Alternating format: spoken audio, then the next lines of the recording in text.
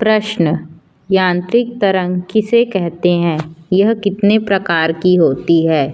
उत्तर, यांत्रिक तरंग किसी द्रव्यमान माध्यम में उत्पन्न वह विक्षेप होता है जो बिना रूप बदले एक नियत चाल से माध्यम में आगे बढ़ता है। यह दो प्रकार की होती है, अनुप्रस्थ तरंग और अनुदैर्ध्य तरंग। प्रश्न, अनुप्रस्थ तरंग किसे कहते हैं? उत्तर, जब किसी माध्यम के कणों के कंपन करने की दिशा तरंग संचरण की दिशा के लंबवत होती है तो माध्यम में उत्पन्न तरंग को अनुप्रस्थ तरंग कहते हैं। प्रश्न, अनुदैर्ध्य तरंग किसे कहते हैं? उत्तर, किसी माध्यम के कणों के कंपन करने की दिशा तरंग संचरण की दिशा के समांतर होती है तो माध्यम में उत्पन्न तरंग को अनुदैर्ध्य तरंग कहते हैं। उदाहरण, स्प्रिंग को दबाकर छोड़ने पर स्प्रिंग में उत्पन्न तरंग। प्रश्न, प्रगामी तरंग किसे कहते हैं? उत्तर, जब हम किसी माध्यम में लगातार विक्षोभ उत्पन्न करते हैं तो माध्यम के कण अपने अपने स्थान पर साम्य स्थिति के दोनों ओर लगातार कंपन करने लगते हैं तथा विक्षोभ आगे बढ़ता रहता है। इस प्रकार माध्यम में उत्पन्न तरंग को प्रगामी तरंग कहते हैं। प्रश्न, प्रगामी तरंग की तीव्रता से आप क्या समझते हैं? इसका सूत्र लिखिए। उत्तर, तरंग संचरण की दिशा के लंबवत माध्यम के एकांक क्षेत्रफल से प्रति सेकंड प्रवाहित होने वाली ऊर्जा को तरंग की तीव्रता कहते हैं। इसे कैपिटल I से व्यक्त करते हैं। कैपिटल I बराबर 2π² n² a² ρV, जहाँ n तरंग की आवृत्ति, कैपिटल I तरंग का आयाम, ρ माध्यम का घनत्व तथा v तरंग का वेग है। प्रश्न, किसी तरंग की कला से आप क्या समझते हैं? कलांतर और पथांतर में संबंध लिखिए। उत्तर, जब कोई अप्रगामी तरंग किसी माध्यम में संचरित होती है तो माध्यम के कण अपनी माध्य स्थिति के दोनों ओर कंपन करने लगते हैं। प्रत्येक कंपित कण की स्थिति तथा गति की दिशा लगातार बदलती रहती है। कंपन करते हुए किसी कण की किसी क्षण स्थिति तथा गति की दिशा का ज्ञान जिस राशि से होता है उसे कण की कला कहते हैं। प्रश्न, अवश्रव्य तरंग तथा पराश्रव्य तरंग क्या है? उत्तर, मानव कर्ण 20 हर्ट्ज से 20,000 हर्ट्ज आवृत्ति की ध्वनि तरंगों को ही सुन सकता है। 20 हर्ट्ज से कम आवृत्ति की तरंगों को अवश्रव्य तरंग तथा 20,000 हर्ट्ज से अधिक आवृत्ति की तरंगों को पराश्रव्य तरंगे कहते हैं। प्रश्न, बरसात के दिनों में दूर की ध्वनि स्पष्ट सुनाई देती है, क्यों? उत्तर, बरसात के दिनों में वायु में आर्द्रता होती है जिससे माध्यम के घनत्व में कमी आ जाती है और ध्वनि का उस माध्यम में वेग बढ़ जाता है, अतः इन दिनों दूर की ध्वनि स्पष्ट सुनाई देती है। प्रश्न, चमगादड़ बिना आँखों को अवरोध की दूरी, दिशा, प्रकृति और आकारों का पता कैसे लगा लेता है?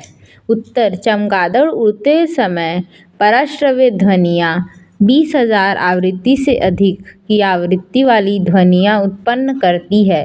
यह ध्वनियाँ अवरोध से टकराकर वापस आती है तथा यही परावर्तित ध्वनियाँ अवरोध की दूरी, दिशा, प्रकृति एवं आकार का अवरोध करती है।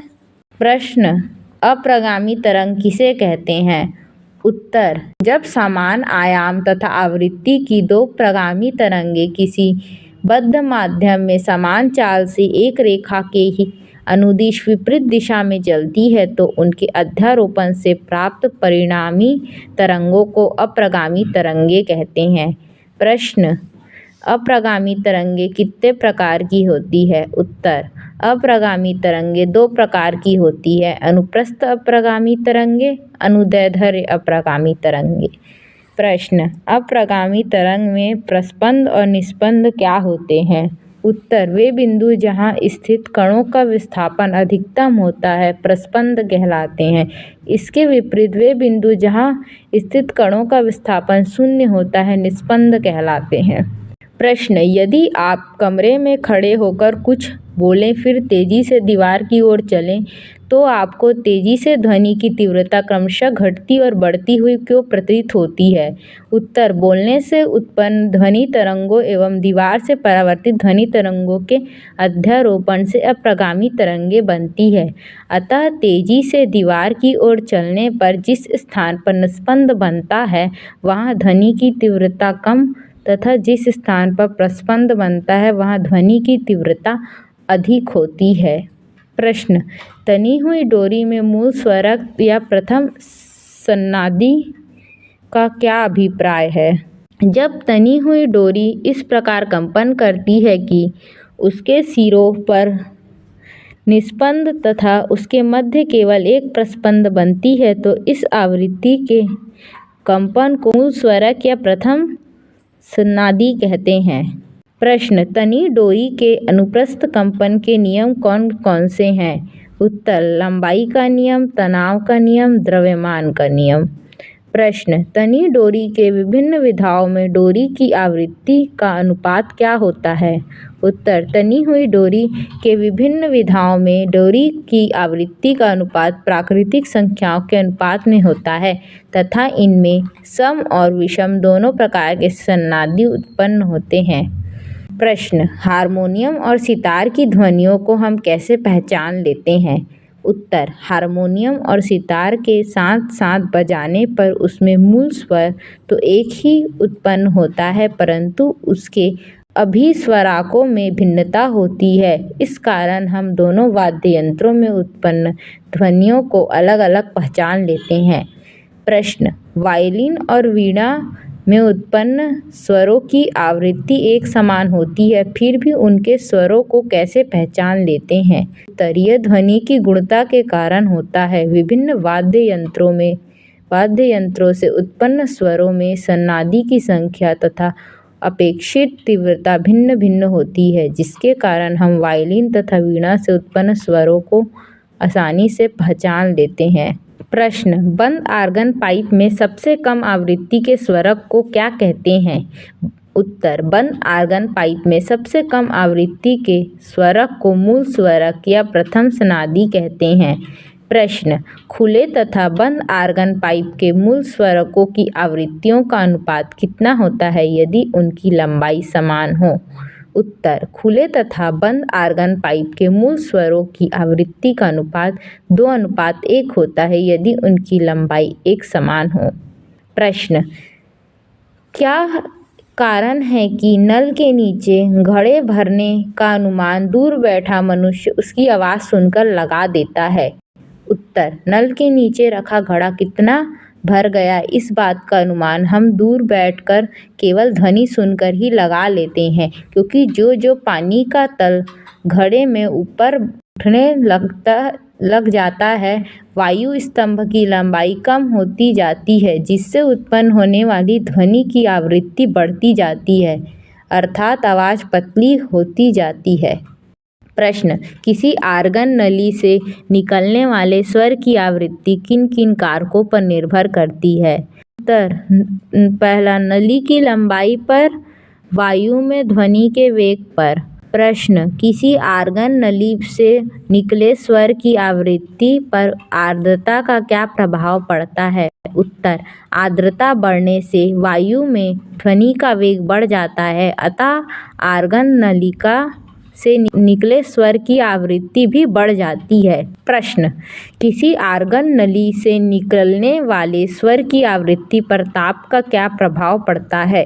उत्तर, ताप बढ़ने से वायु में ध्वनि का वेग बढ़ जाता है आर्गन नली से निकले स्वर की आवृत्ति भी बढ़ जाती है चूंकि V अनुक्रमानुपाती वर्गमूल T अतः N अनुक्रमानुपाती वर्गमूल T। प्रश्न, क्या कारण है कि अनुनाद नली के प्रयोग में प्रथम अनुनाद द्वितीय अनुनाद की अपेक्षा तीव्र होता है?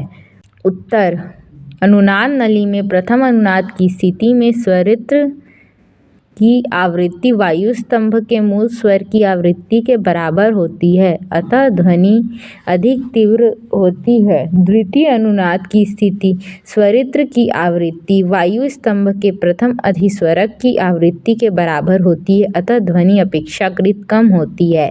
प्रश्न: अंत्य संशोधन से क्या अभिप्राय है, इसका मान कितना होता है? उत्तर: आर्गन नली में प्रस्पंद नली के ठीक मुंह पर नहीं बनता बल्कि थोड़ा बाहर बनता है। खुले सिरे से प्रस्पंद की दूरी को अंत्य संशोधन कहते हैं। यदि नलिका की आंतरिक त्रिज्या r है तो इसका लगभग मान 0.6 r होता है। प्रश्न: बांसुरी के पृष्ठ पर छिद्र क्यों होते हैं? उत्तर: बांसुरी एक खुला आर्गन पाइप है जिसमें कई छिद्र बने होते हैं। बांसुरी के अंदर छेद के पास वायु के कण कंपन करने के लिए अधिक स्वतंत्र होते हैं, अतः बांसुरी को बजाते समय जो छिद्र खुले होते हैं वहां प्रस्पंद बनते हैं।